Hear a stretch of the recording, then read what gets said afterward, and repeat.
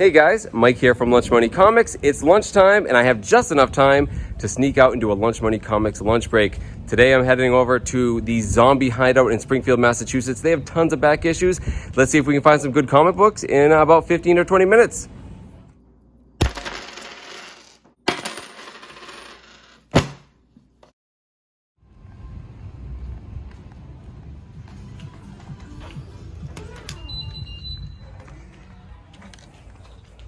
So here are all the back issues they have here, and there is a lot of stuff here. Pretty crazy. This is a pretty cool store, guys. You get all the new issues over here, back issues down below. They set their whatnot up over here. They do special events. They have like wrestling matches in here. It's pretty awesome. So this is the way it works. Lose 50 cents, bagged $1, $3 otherwise. And you can get a deal if you get a whole bunch.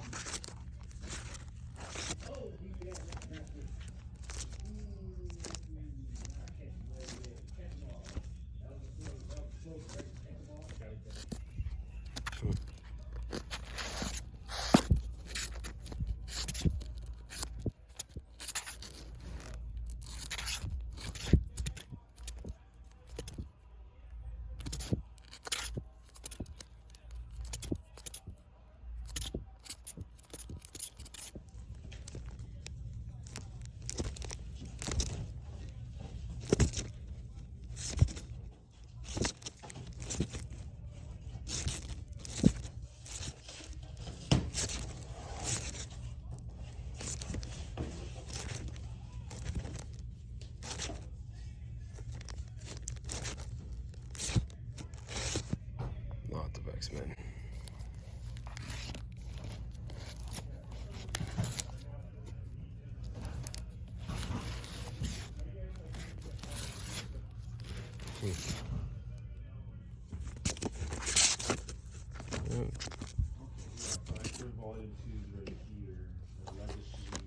Mm-hmm.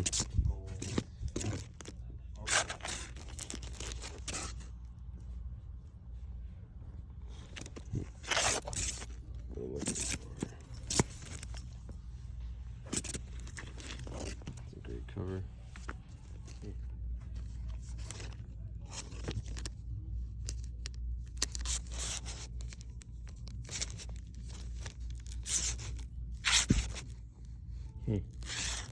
In front of it like this.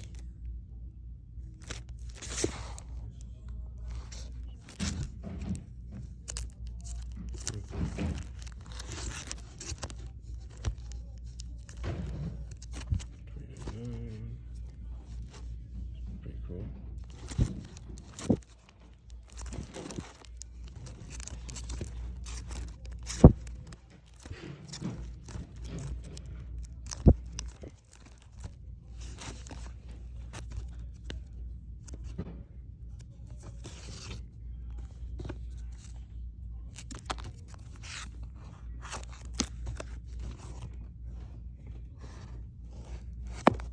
And all of these are unsorted, so there could be anything in here.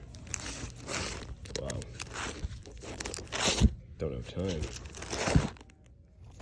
These are pins. That's pretty cool.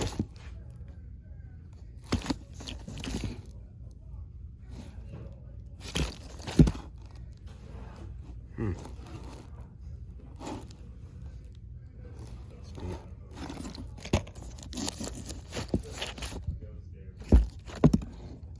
That's cool too.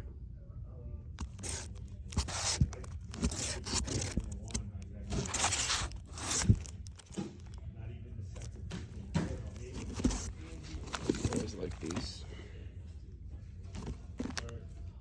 I told him, I was like, yeah, we only got one of those. It's all random. Just random stuff, guys.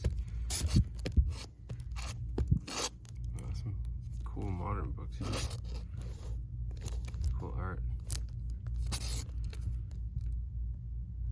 Interesting.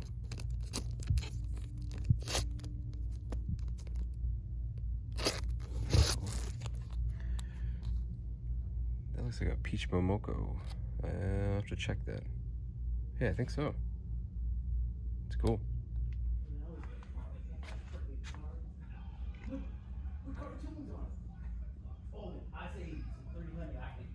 Oh, those are old prices.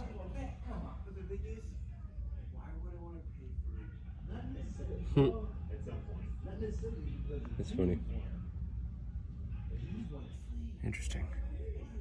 I have to look at that. Yeah. I mean, I'll look at it. And that's definitely old. It just look good, but that, yeah, I couldn't believe it. Bummer. So it's by 4 bagged, you get 1 free, so I gotta pick at least 1 more before I go.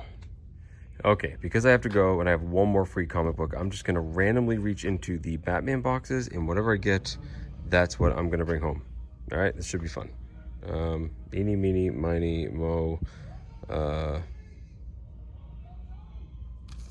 try this. That is not a Batman book, but it is what I grabbed. Brightest Day number 0. Cool cover. Okay, that's what I'm getting. So yeah, I got some books to bring home. Yeah, I did pretty good, I think, in my short amount of time. Let me go home and I'll show you guys what I picked up. So there you go. It's been a while since I've done a lunch money lunch break where I sneak out in the middle of the day and try to find some cheap comic books quickly in about 15 or 20 minutes. And on this day, I chose the awesome Zombie Hideout in Springfield, Massachusetts. As you saw in the footage, it is a gigantic collectible store. Their Funko Pop selection is like second to none in Western Mass. They also have, you know, trading cards, CCGs, action figures. They do special events there where they'll move everything on the floor off to the sides, and they've set up like wrestling rinks and done live wrestling matches. They have celebrity guests. But of course, I was there for the comic books because they have plenty of those. Boxes upon boxes upon boxes of back issues. About half of them are sorted by title, but even then, not by volume or chronologically. Half of them aren't sorted at all. You never know what you're gonna get. It's a gigantic box of chocolates. So I thought it was a great target for a lunch money lunch break. I will say though, it's a bit of a tease trying to hunt in 15 or 20 minutes in a place like this because you can barely scratch the surface. Still, I ended up with 7 books in my limited amount of time, and I think they're pretty great. So, before I show you what they are, if you like this stuff and you want to support the channel, head on down, like, comment, subscribe, follow me on Instagram on Lunch Money Comics IG. And if you ever find yourself in Western Massachusetts or near the city of Springfield, definitely go check out Zombie Hideout. It's a pretty cool place. I'll put a link down in the description so you can check it out for yourself. So first, I want to start with the last comic book you saw in the footage. The way the pricing there works, although there are some individually priced comic books, the vast majority are fixed prices. So if it's a loose comic book, it's 50 cents. If it's just in a bag, it's $1. And if it's in a bag and a board, it's $3. But if you get 4 of them, you get a 5th one for free. So as it was, I had 4 comic books in a bag and board. I had 1 more free one. I was running out of time. I figured, you know what would be fun? If I just reached into a random box. I looked down, noticed I didn't have any DC. I thought, you know, Batman, everyone loves Batman. So I reached in to get a Batman book and I failed. I didn't pull out a Batman. I pulled out this. I don't know how it ended up there between the letter A's and the B-A and Batman, but afterwards, I was pretty excited that I got this. This is Brightest Day number 0. Now, I've talked recently on my channel about how I love the Jeff Johns run of Green Lantern, and I've been reading Blackest Night. Well, Brightest Day was a follow-up to Blackest Night. And in Blackest Night, what happens is, you know, the superheroes in the DC universe are fighting against Necron and the Black Lanterns. And in that storyline, a ton of DC superheroes die. Well, what happens in Brightest Night, and again, I haven't read this yet, but my understanding is, in this, the White Lantern entity resurrects 12 superheroes to all do a specific mission. That's all I know, but those 12 superheroes are right here on this awesome cover by Dan Finch. This is from 2010. I was already looking forward to reading the storyline at some point in the future, so I was actually pretty happy that I didn't grab a Batman book. So let me know, guys, if you like this idea of just reaching into a random box. A lot of times when I'm out searching at flea markets and stuff, I just want to pick up something. You know, I just want to not think sometimes and just see what I get randomly. I thought this was kind of a cool idea. Maybe I'll do it a lot more. So let me know down in the comments if you want to see me pull out a random comic book and talk about it. I think it'll be fun to sprinkle into my other hunting videos. Next up, you guys saw these in the footage, and it's sort of a strange one. It's this. This is a Sherlock comic book from 2017, and what these are direct adaptations of the BBC series Sherlock, starring Benedict Cumberbatch and Martin Freeman. I love that show. That show is absolutely awesome. And these are literally adaptations of the episodes. In this case right here, it's The Blind Banker. And although the writer of the comic book is Steve Thompson, they cite the co-creators of the television show, Stephen Moffat and Mark Gatiss. So, yeah, I love the show, but I didn't get this comic book for me. I actually got it for a friend of mine who is a huge Sherlock fan, loves Benedict Cumberbatch. We're seeing our friend soon. I thought this would be a great gift for her because it's got, Benedict Cumberbatch right here on this variant cover by Gary Spencer Millage. What's interesting, though, is that there were lots of different variant covers. They look nothing like the art on the inside. The inside art is black and white, almost manga or anime inspired. So definitely strange comic books, but they're cool. You don't see them very often. Happy to pick this up really cheap as a gift for a friend. Next up, you guys know I'm an X-Men fan, so I had to get this book. This is New X-Men number 143. It's from 2003. This is part of the Grant Morrison run. The Grant Morrison run is very, very cool, and I like it a lot because he introduced a lot of new mutants. Not only did he make Xavier's school like a school for mutants and introduce lots of students, there were lots of new characters introduced that weren't students, such as this one right here, Phantom X. Now, Phantom X first came about in New X-Men number 128, so this isn't like a key, like his first appearance or anything like that. It's just a fantastic cover showing this really cool character. What's his deal? Well, it's complicated. He is a half mutant, half nanotech sentinel raised in like a virtual reality. The usual. Comic books are really strange, but he's a really, really cool character, and I love this cover of him. When I think of Phantom X, I actually think of this cover. It's pretty neat. So I had to pick it up just for that reason. So pretty cool. The next two actually come in a pair, and they are these. So this is issue 3 and issue 4 of the 5-part series from 2004 called Secret War. Not to be confused with any of the Secret Wars titles. It was written by Brian Michael Bendis and art by Gabriel Del Otto. And this is a really cool 5-book storyline that was basically kind of like a spy thriller. You have a lot of kind of like B-list supervillains get some new technology. Nick Fury puts a small team together to deal with the threat, and that small team consists of Captain America, Black Widow, Daredevil, Spider-Man, Luke Cage, Wolverine, and a new character at the time, Daisy Johnson, aka Quake. And what's really cool is each one of these comic books have a different one of those characters featured on the front.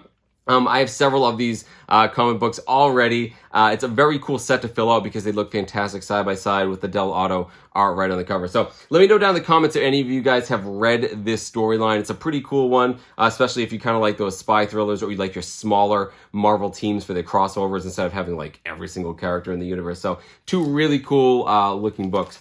So these are the 5 I got for $12. I think they're pretty cool. But I also mentioned some of the books are individually priced. And I saw this book in guys, I don't collect modern books that often. I don't really care about variant covers, but this one just spoke to me. And it's this. This is The Amazing Spider-Man number 71. It's from 2021. And this is a Peach Momoko variant cover of Gwen Stacy as Spider-Gwen. I like Gwen Stacy. I think she's a pretty cool character, obviously in Spider-Man books going back into the Silver Age. But I think the Spider-Gwen persona is also very cool. My daughter loves her, and I'm not even a huge fan of Peach Momoko. I know a lot of people love her, but the reason I got this book is quite simple. It was only $6. I thought my daughter would absolutely love it, and she did when I showed it to her. It's just a cool cover. It's really neat looking, and I was very happy to pay an extra $6 for that. Finally, here's a book that you guys saw in the footage. Yes, some of the books are individually priced, but they have some nicer books that are up on like a top shelf, and they have some glass cases. You guys saw this book. When I walked by, I looked at it, I saw the price, and I knew immediately there was something wrong with it. Here it is. So this is Iron Man number 282. It is from 1992, and I hear a lot of people refer to this book as the first appearance of War Machine. You see right here on the cover. It's not. That is a huge misconception. A lot of times when people see that, they make the assumption that is James Rhodes, the alter ego of War Machine, in the suit for the first time. But actually, James Rhodes first appeared over a decade earlier in Iron Man number 118. So surely this must be his first time suiting up in the Iron Man suit. Nope, that happened in 1983 in Iron Man number 170. So surely this is the first appearance of the War Machine armor. Nope, that actually happened in the issue before this, number 282. So surely this must be James Rhodes in the War Machine armor. No, this is Tony Stark right here. And don't call me Shirley. James Rhodes does not suit up in this armor until several issues later in number 284. And even then, he's still not called War Machine. He's just Iron Man, and he has this War Machine armor. It's not until West Coast Avengers number 94, a year after this, that you actually have James Rhodes in the War Machine armor, referred to as War Machine. And if you're a War Machine collector and you like the character, I actually think that West Coast Avengers book is actually a better book. He looks really cool on the cover. It says War Machine right there. You know James Rhodes is in the armor.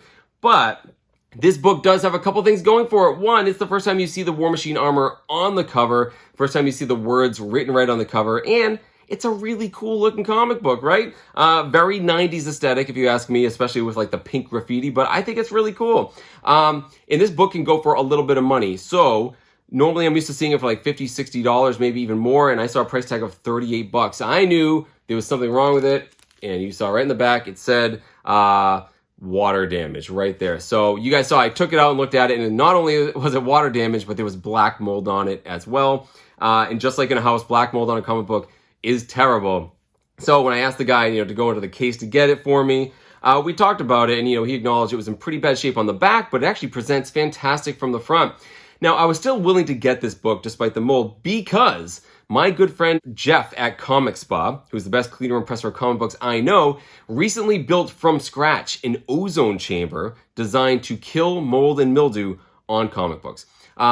Jeff likes to test out his new equipment. I like to find him very challenging books. So when I saw this book with that black mold, I said, hey, if I can get this for a cheap price, I'm happy to give it to Jeff to experiment with. So I mentioned this to the guy who worked there, and he said, well, what would you pay for it? And I said, how about $20? He said, that's totally fine. So I bought this for 20 bucks. I think it's great for a science experiment. And then I explained to the guy, why I was getting it. And he said, well, if your buddy fixes it up, bring it back here. We'd love to see, how good of a job he does. And maybe, we'll give him our business. So no pressure, Jeff. I'm going to give this book to you. And it's only, an entire gigantic comic book store's business riding on it. So no pressure whatsoever. But either way, guys, it's a cool looking comic book, right? Definitely has a special place in my heart growing up in the early 90s. Totally worth picking up for $20 despite its condition. So very happy to have it, guys. First appearance of the War Machine armor on the cover. Yes, that's what we're calling it. So there you go, guys. Another Lunch Money Comics lunch break video. No huge keys or anything, but who cares? It's fun to go hunting for cheap comic books. You never know what you're going to get, and I love every single thing I picked up. Head on down to the comments and let me know which of these pickups you like the best. Definitely let me know if you want to see more blind grabs. I think this is going to be a fun thing to sprinkle into most of my videos. In the meantime, I hope you keep hunting for comic books in strange and unusual places as well. Thank you guys so much for watching, and I'll see you next time.